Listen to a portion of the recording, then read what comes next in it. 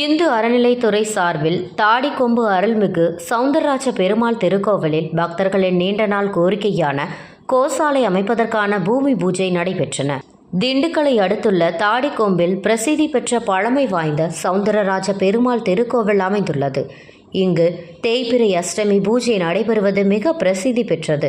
இதனால் ஏராளமான பக்தர்கள் பல்வேறு வேண்டுதல் வைத்து அது நிறைவேறிய பிறகு மாடுகள் நேர்த்தி கடனாக வழங்கப்படும். இப்படி பக்தர்களால் கோவிலுக்கு நேர்த்தி கடனாக வழங்கப்படும் மாடுகளை வளர்க்க இந்து சமய அறநிலைத்துறையிடம் அனுமதி பெறப்பட்டு முதல் கட்டமாக ரூபாய் 6.30 லட்சம் மதிப்பீட்டில் கோசாலை அமைப்பதற்கான பூமி பூஜை நடைபெற்றது. முன்னதாக ராமமூர்த்தி, ரமேஷ், ஜெகநாதன், அரவிந்தன், மணியம் உள்ளிட்ட பட்டாச்சாரியர்கள் வேத மந்திரங்கள் முழங்க சிறப்பு பூஜை செய்யப்பட்டு கோபூஜை நடைபெற்றது. இந்நிகழ்ச்சிக்கு இந்து சமய அறநிலைத்துறை மண்டல இணை ஆணையர் கார்த்திக் தலைமை தாங்கினார்.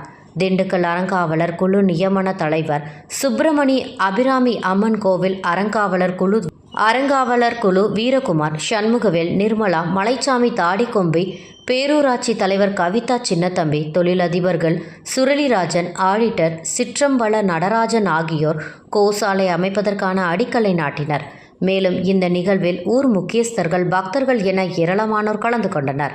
இந்த நிகழ்ச்சிக்கான ஏற்பாட்டினை சவுந்தரராஜ பெருமாள் திருக்கோவில் அறங்காவலர் குழு தலைவர் விக்னேஷ் பாலாஜி, அறங்காவலர் குழு உறுப்பினர்கள் வாசுதேவன், ராமானுஜம், கேப்டன் பிரபாகரன், சுசீலா செய்திருந்தனர். திண்டுக்கல் மாவட்டத்திலிருந்து நமது செய்தியாளர் ஆஷிகலை.